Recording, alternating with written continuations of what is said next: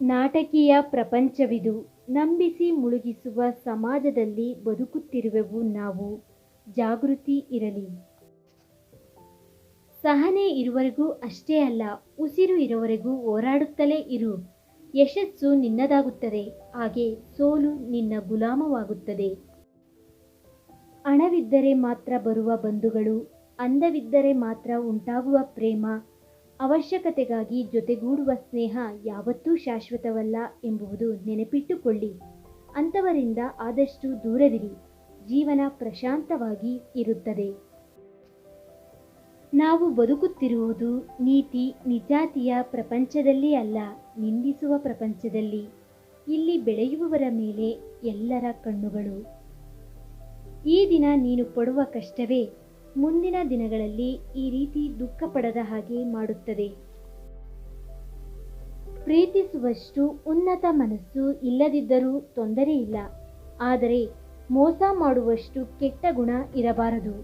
ಇದು ನಿನ್ನ ಜೀವನವನ್ನು ಸಹ ನಾಶ ಮಾಡುತ್ತದೆ. ಈ ಪ್ರಪಂಚದಲ್ಲಿ ಪ್ರತಿಯೊಬ್ಬರೂ ಒಂದಲ್ಲ ಒಂದು ರೀತಿ ಸ್ವಾರ್ಥಪರರೇ. ಹೊರಬೀಳುವುದಕ್ಕೆ ಸ್ವಲ್ಪ ಸಮಯ ತೆಗೆದುಕೊಳ್ಳುತ್ತದೆ. ಒಂದೊಂದು ಬಾರಿ ಈ ಜೀವನ ಅರ್ಥವೇ ಆಗುತ್ತಿಲ್ಲವಲ್ಲ ಅನಿಸುತ್ತದೆ. ಆಸೆ ಪಟ್ಟದ್ದು ಯಾವುದೂ ಸಿಗುತ್ತಿಲ್ಲವೆಂದು ಬೇಸರವಾಗುತ್ತದೆ. ಆಸೆ ಪಟ್ಟ ಎಲ್ಲವೂ ಸಿಗುವುದಿಲ್ಲ, ಅಂದುಕೊಂಡದ್ದು ಎಲ್ಲವೂ ನಡೆಯುವುದಿಲ್ಲ. ಆಸೆಗೆ ಅಂತ್ಯವಿಲ್ಲದಿದ್ದರೂ ಕಾಲಕ್ಕೆ ಸ್ಪಷ್ಟತೆ ಇರುತ್ತದೆ. ನಿನ್ನ ಜೀವನ ನಿನ್ನ ಕರ್ಮ ಫಲಿತದ ಅನುಗುಣವಾಗಿ ಯಾವ ಮಾರ್ಗದಲ್ಲಿ ನಡೆಯಬೇಕು ಅನ್ನುವುದನ್ನು ತಪ್ಪದೇ ನಿರ್ಣಯಿಸುತ್ತದೆ. ಅದಕ್ಕಾಗಿ ಕುಗ್ಗಬೇಡ. ಎಷ್ಟೇ ಕಷ್ಟಪಟ್ಟರೂ ಫಲಿತಾಂಶ ಸಿಗುತ್ತಿಲ್ಲವೆಂದು ಚಿಂತಿಸಬೇಡ. ಫಲಿತಾಂಶ ಸಿಗುವಷ್ಟು ಪ್ರಯತ್ನ ನಾನು ಮಾಡಿಲ್ಲವೆಂದು ಗುರುತಿಸಿ ಮತ್ತೆ ಪ್ರಯತ್ನಿಸುತ್ತಲೇ ಇರು. ಫಲಿತಾಂಶ ಸಿಗುವವರೆಗೂ ಪ್ರಯತ್ನ ಬಿಡಬೇಡ, ಏಕೆಂದರೆ ನಿನ್ನ ಫಲಿತ ಪಡೆಯಲು ನೀನಿನ್ನೂ ಎಷ್ಟು ದೂರ ಇರುವೆ ಎಂದು ತಿಳಿಯಲು ನಿನ್ನಿಂದ ಸಾಧ್ಯವಿಲ್ಲ. ಹಾಗಾಗಿ ಪ್ರಯತ್ನ ನಿಲ್ಲಿಸದಿರು. ತಾಯಿಗೆ ಪ್ರೀತಿ ಹೆಚ್ಚು. ನೀನು ದುಃಖಪಟ್ಟರೆ ತಾಯಿಗೆ ತಡೆದುಕೊಳ್ಳಲು ಆಗುವುದಿಲ್ಲ. ತಂದೆಗೆ ಜವಾಬ್ದಾರಿ ಹೆಚ್ಚು. ನೀನು ತಪ್ಪು ದಾರಿ ನಡೆದರೆ ನೋಡಲು ಆಗುವುದಿಲ್ಲ.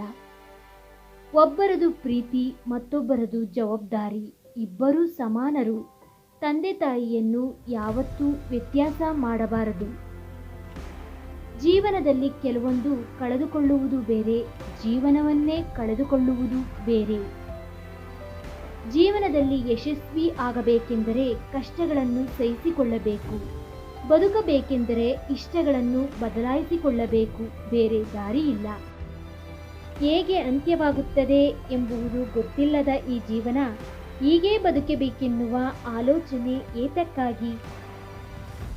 ಕೆಲವೊಂದು ಬಾರಿ ಅಂದುಕೊಳ್ಳುತ್ತೇವೆ, ಭಾರ ಮತ್ತು ಜವಾಬ್ದಾರಿಯನ್ನ ಹೊರುವುದಕ್ಕಿಂತ ಹೃದಯದಲ್ಲಿ ದುಃಖದ ಭಾರವನ್ನು ಹೊರುವುದು ಅತ್ಯಂತ ಕಠಿಣ ಎಂದು. ನಿನ್ನೆಯ ಗತವನ್ನು ನೆನೆಸಿಕೊಂಡು ನಾಳೆಯ ಭವಿಷ್ಯವನ್ನು ಮತ್ತು ಈ ದಿನದ ಸಂತೋಷವನ್ನು ಕಳೆದುಕೊಳ್ಳಬೇಡ. ನಾವು ಹುಟ್ಟಿರುವೆವು, ಹೇಗೆ ಜೀವಿಸುತ್ತೇವೆ ಎಂದು ನಮಗೆ ಗೊತ್ತಿಲ್ಲ. ಆದರೆ ಒಂಟಿಯಾಗಿ ಹೋಗುವೆವು ಎಂಬುದು ಮಾತ್ರ ಎಲ್ಲರಿಗೂ ಗೊತ್ತು. ಅದಕ್ಕೆ ಯಾವತ್ತೂ ಇತರರ ಮೇಲೆ ಅವಲಂಬಿತರಾಗಬೇಡಿ.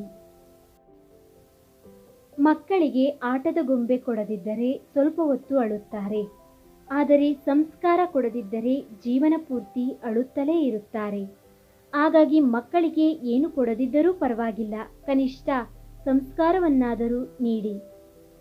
ಇವತ್ತಿನ ದಿನಗಳಲ್ಲಿ ಎಷ್ಟು ಕಡಿಮೆ ಮಾತನಾಡಿದರೆ ಅಷ್ಟು ಬೆಲೆ, ಎಷ್ಟು ದೂರದಲ್ಲಿದ್ದರೆ ಅಷ್ಟು ಗೌರವ. ಜೀವನದಲ್ಲಿ ಎಷ್ಟೇ ಸಂಪಾದಿಸಿದರೂ ಗತವನ್ನ ಕೊಂಡುಕೊಳ್ಳಲು ಯಾರಿಂದಲೂ ಸಾಧ್ಯವಿಲ್ಲ. ಪ್ರತಿ ಬಾರಿಯೂ ಸೋಲುತ್ತಿರುವೆನೆಂದು ದುಃಖ ಪಡುವ ಬದಲು ಏತಕ್ಕಾಗಿ ಸೋಲುತ್ತಿರುವೆನೆಂದು ಒಮ್ಮೆ ಯೋಚಿಸು. ಆಗ ಸೋಲು ನಿನ್ನ ಕಡೆ ತಿರುಗಿಯೂ ನೋಡುವುದಿಲ್ಲ. ಪರಿಸ್ಥಿತಿಗಳು ಎಷ್ಟೇ ಕಠಿಣವಾಗಿದ್ದರೂ ನಾವು ನಾವಾಗಿಯೇ ಇರುವುದು ನಿಜವಾದ ಧೈರ್ಯ ಮತ್ತು ನಿಜವಾದ ವ್ಯಕ್ತಿತ್ವ ಕೂಡ. ಬೆಲೆ ಇಲ್ಲದ ಜಾಗ, ಬೆಲೆ ಕೊಡದ ಮನುಷ್ಯರೊಂದಿಗೆ ಹತ್ತಿರ ಇರುವುದಕ್ಕಿಂತ ದೂರ ಇರುವುದು ತುಂಬಾ ಒಳ್ಳೆಯದು. ಇದರಿಂದ ನೀನು ಕಳೆದುಕೊಳ್ಳುವುದು ಏನೂ ಇಲ್ಲ. ನಿನ್ನಂತಹ ಅದ್ಭುತ ವ್ಯಕ್ತಿಯನ್ನು ಕಳೆದುಕೊಳ್ಳುವುದರಿಂದ ಅವರಿಗೆ ನಷ್ಟವೇ ಹೊರತು ನಿನಗಲ್ಲ.